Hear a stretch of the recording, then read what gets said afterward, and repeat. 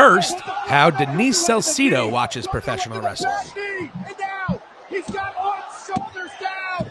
Yes! Yes! I knew it! Hell yeah! And now how SSV watches professional wrestling. Oh, this is such a great match. Nothing can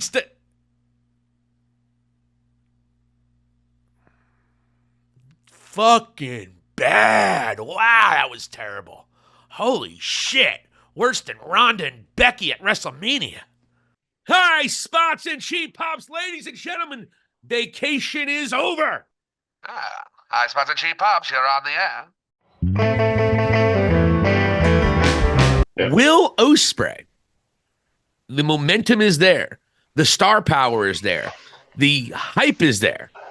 But is this too much too fast? Just a couple of weeks ago when you and I were talking, I was saying All In would be entirely too early for Will Ospreay. And he may be the world champion by the end of this month. What in the blue hell? Is Tony doing it too fast? Is he blowing his proverbial load with Will Ospreay already? Lottie Dottie, your thoughts on Will Ospreay getting this monster, almost rushed push? It's became more rushed because we thought it'd be rushed for Wembley even. But now, here we are, and they're looking to have Swerve versus Ospreay at Forbidden Door now. And what's weird is Tony doesn't understand the concept of baby faces, or does he give a shit, I guess. And he has his two best baby faces facing off against each other. Cannibalizing each other, yeah. Exactly. And I just don't get it. I don't understand. Like, what's the purpose of this, really? And I've never seen anything like this, honestly. And don't get me wrong. Like, I was the one who was saying Ospreay should win at Wembley. Just at that point, Swerve had it that long. It's just really surprising that they've gone this route in this direction that quickly. And I don't know. Somebody's definitely getting knocked down a major peg after, this Forbidden Door match. So I think Ospreay's probably going to lose, though. And I think Don Callis turns on him. Perhaps Swerve turns heel now because everyone in the Don Callis family has either bitched and cried their way out of contention, like Takeshita, or they got hurt like Will Hobbs. And Kyle Fletcher, I think, is hurt as well. I mean, the Don Callis family, the hope of the Don Callis family, it is a distant hope. The only crap. The only factor in the entire Don Callis family now is the biggest baby face in the company, in Will Ospreay. It's ridiculous. Right. And I think you're right, because what it'll come down to is Ospreay not wanting to do the Tiger Driver, and that'll probably cost him the match. And Callis will be furious that he didn't go the extra mile to go and win it like that, and he could turn on him with, I don't know, what's his name, Trent Beretta, and who else is I forgot about that. There's a major player there. The Callis family has really done a complete 180. I mean, they were my favorite faction last year. And now look at them. There's just this remnants of burning ashes. Dark Order. They're below the Dark Order now. But I'm just amazed. And again, like, they never explain, why is Will Ospreay still part of the Callis family? There doesn't seem to be any sort of allegiance there. Like, what keeps them there, and why are they not really addressing this? And it's just half-assed storytelling, and then, we'll get to it when we get to it. I hate it because we know what you have with Will Ospreay. You have something organic that is built. Me personally, and by the way, he probably will not win it for Forbidden Door. I really have my doubts.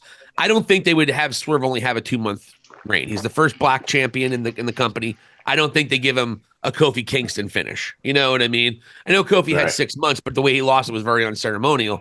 Right. And if Swerve loses it in 2 months, that would be unceremonious too. So I don't think that they do that. Also, you can see Swerve turning heel. Other thing is, are we seeing too much Will Ospreay and Swerve wrestling? These guys are wrestling every single solitary week. 100%. I mean, 100%. Why am I going to pay for a pay-per-view if you're giving me your two best guys all the time on Wednesday nights? It seems very similar to when stupid Eric Bischoff played Goldberg versus Hogan. And Bischoff would always put big names and big moments on Monday nights instead of waiting for the pay-per-view, something that Bischoff was heavily criticized for during that time period. So it's kind of the same thing that Tony's making a lot of the same mistakes Eric Bischoff did, which is ironic that Eric Bischoff thinks he's so much smarter than him. But I've been really positive about AEW all year, as you know, maybe to a fault. It's hard to defend what they're doing with Will Ospreay right now, unless you have him lose and you have him become a sympathetic figure, but he's still the international champion. Right. And you had him win the same exact kind of match in like twice in 3 weeks. And by the way, I like the premise of that match. It's that gauntlet match, that casino. I like the premise of it. It's like a Royal Rumble, but the first pin wins. I like that. It's a great idea. Yeah. But you didn't need Will Ospreay to win both of them. I mean, you can't come up with a different way to get Will Ospreay. Even if you were, okay, so you're going to put Will Ospreay in the main event at Forbidden Door, which, by the way, isn't this supposed to be a New Japan guy versus AEW? I digress. I don't want to get into it. And I don't want to complain either, because we used to always complain that the New Japan guy never had a chance at beating the AEW guy anyway in that instance. So I'm not going to complain. I'd be hypocritical. But here's a situation where if you blow it with Will Ospreay, this might be your big shot, because you need someone to get really hot.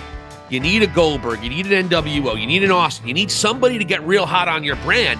And Will Ospreay was the guy, and you are driving him into the freaking abyss right now, unless this becomes a much bigger story, which culminates with Will Ospreay winning it at Wembley, or perhaps winning it next year at Wembley.